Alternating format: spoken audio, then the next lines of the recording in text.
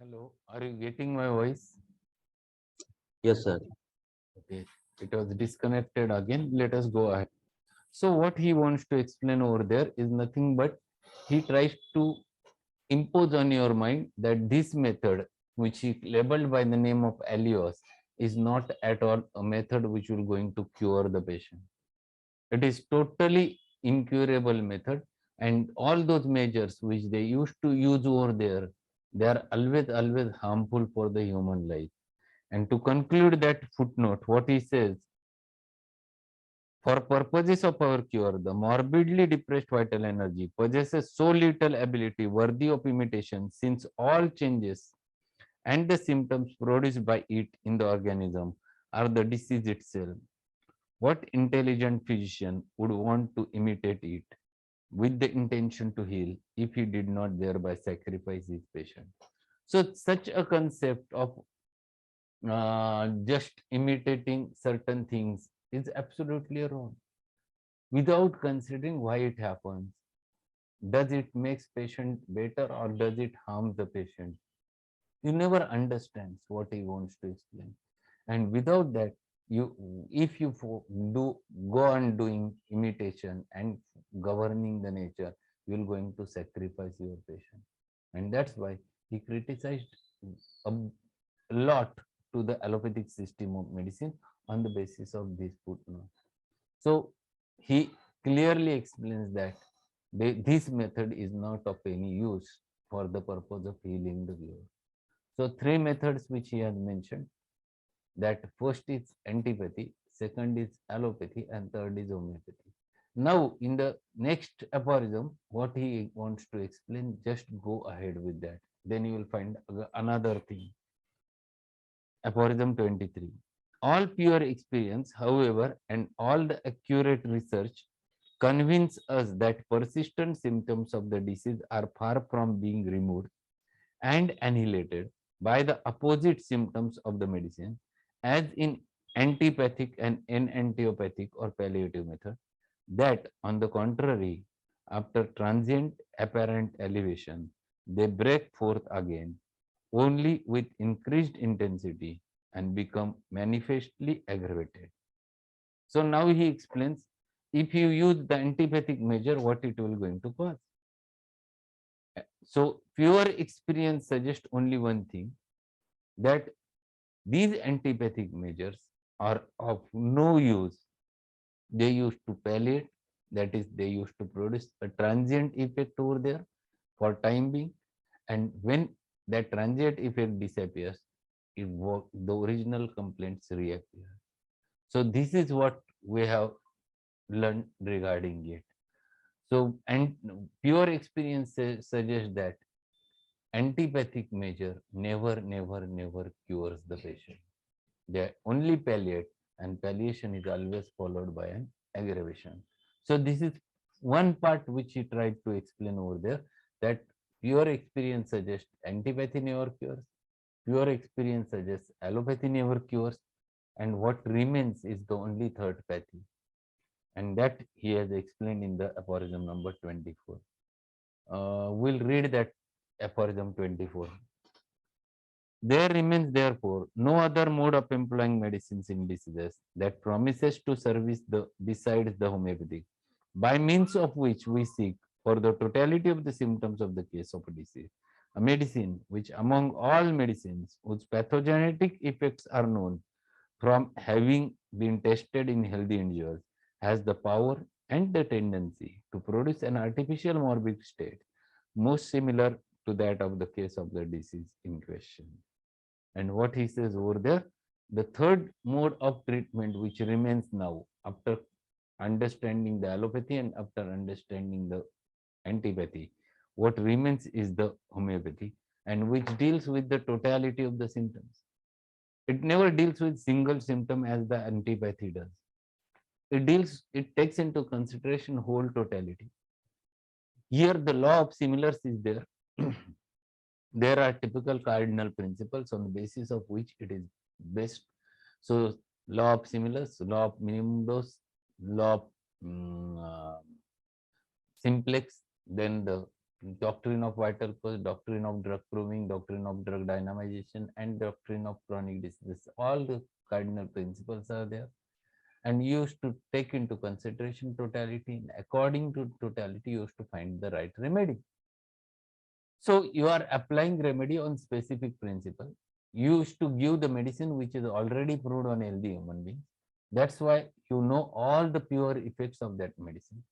And after giving that medicine to the patient, you are damn sure that you're going to produce an artificial state over there, which has a capacity to remove the natural state, because again there was a law which is applicable, which is called as nature's law of cure, which works. A weaker dynamic affection is permanently extinguished in the living organism by a stronger one if the latter, whilst differing in kind, is very similar to former in its manifestation. So whatever the artificial disease which you have produced of a stronger character removes the natural weaker disease permanently. And on this principle it used to work. So definitely it will remove the natural disease state. And once you remove the natural disease state, it is permanently vanished. The diseased vital force becomes free. And when diseased vital force becomes free, it has the capacity to fight against the artificial disease and bring back the health. So he's coming toward the homeopathy after explaining what antipathy is there, after explaining what allopathy is there, and then he explains there remains only one pathy, and that is the homeopathy. And now he is turning toward the same law, the nature's law of cure, and how and why it works. All those things you want to explain. We'll keep those 25th aphorism for tomorrow's session. We have to learn 24th, 25th, and footnote, and then we have to turn towards the nature's law of cure. So these are the things which we have to learn, and he is trying to explain all the things in detail. Never says this is what I says. Every time he has given the proofs in order to explain his concepts. So whenever he talks about antipathy, he has given the examples of it. Whenever he talks about the homeopathy, he gives the proofs regarding it. Whenever he says about the allopathy, he used to give the proofs. And all those things with proofs, he tried to explain the scientificity of the homeopathy. So that's all for today's session, and we'll meet tomorrow. Before that, we have 5 minutes. If there any question is there, we can have a chat. Sir वो उस वक्त आप abdomen और उसका बता रहे थे, वो स्क्रीन फ्रीज हो गई थी, तो मैं कुछ भी नहीं सुन सका आपकी बात उस वक्त. Basically, clinically, you have to examine the patient. You can find it out on the basis of one thing, that whether there is a pain in stomach or whether the pain is in abdomen. So whether if he is having the pain in stomach, definitely you will going to find it out the tenderness in the epigastric region. He will denote it exactly where it is when pain is there. If it is not there in the epigastric region, then you have to take into consideration about the abdomen. You have to ask where exactly the pain is. So it depends upon that. My suggestion to all of you that you should be clinically thorough. You must develop a clinical knowledge. Hutchinson book of clinical medicine, one must go through and read it again and again. It is not for one reading it is useful. You have to read it again and again so that you can clinically become confident and understand the thing. At least my suggestion is there, you must read 3 to 4 pages daily of a Hutchinson book. Right. So that you can develop a thorough clinical understanding about the patient. Okay. Thank you, sir. Is there any other question?